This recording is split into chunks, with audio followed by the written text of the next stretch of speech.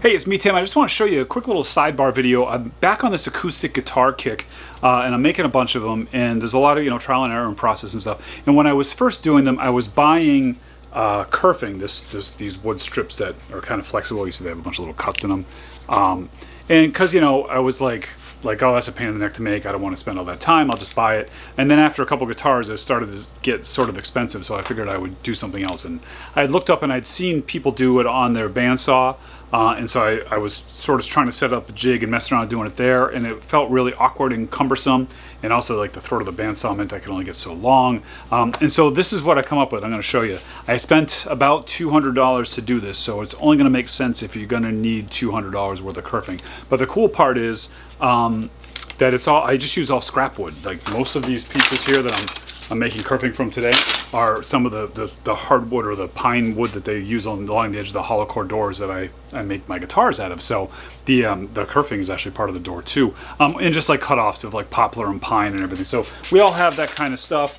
I run over onto the table saw and I cut it to about 1/4 inch to 3/10 of an inch thick, and then I put a little slant in it. And there's two different ways that I do it.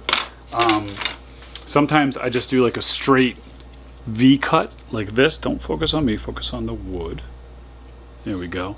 And then sometimes I do where I do the little cut, I leave some of it flat so I don't have the blade go all the way out, and I just sort of trim some off. And it's just a quick setup on a table saw. But then what I did, I'm using my regular table saw for that, is this is dedicated just to kerfing and fretting. If my CNC's ever down, I could use this to cut frets. So obviously you don't have to buy a table saw. You could just buy that blade and set up a jig in your own table saw, except for saw stops. That little blade is smaller than the 10 inches, so it won't properly work in a saw stop. So the easiest solution for me was to do that. But if you don't have a saw stop, you could probably just set this up in your regular table saw and just change the blades out when you do it. Basically all I have is a fret saw blade in there. And that blade was about $50, but that's all I use it for, and I keep it protected when I'm not cutting parts. And then this is a Harbor Freight table saw. I think they're $150 now. When I bought it, it was a little less.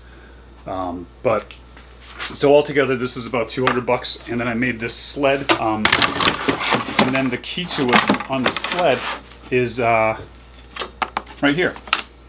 You see, I just cut some pieces of the angle that I want that I can then use to hold my wood in place. And you'll also see I have this little metal key right here. And this is like typical for like how you would do like a dovetail sled or a box joint sled. You would have a little like sort of key. And it's just the same design.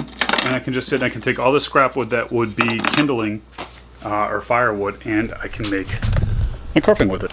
Just in case you didn't know this, the space left behind by a saw blade is called a kerf. So that little gap is called a kerf, and that is why this stuff is called kerfing. The more you know.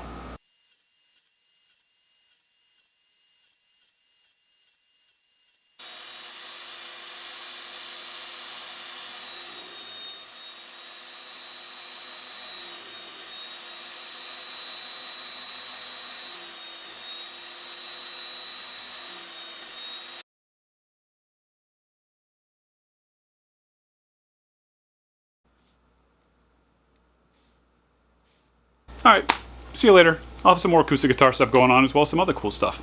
Be good.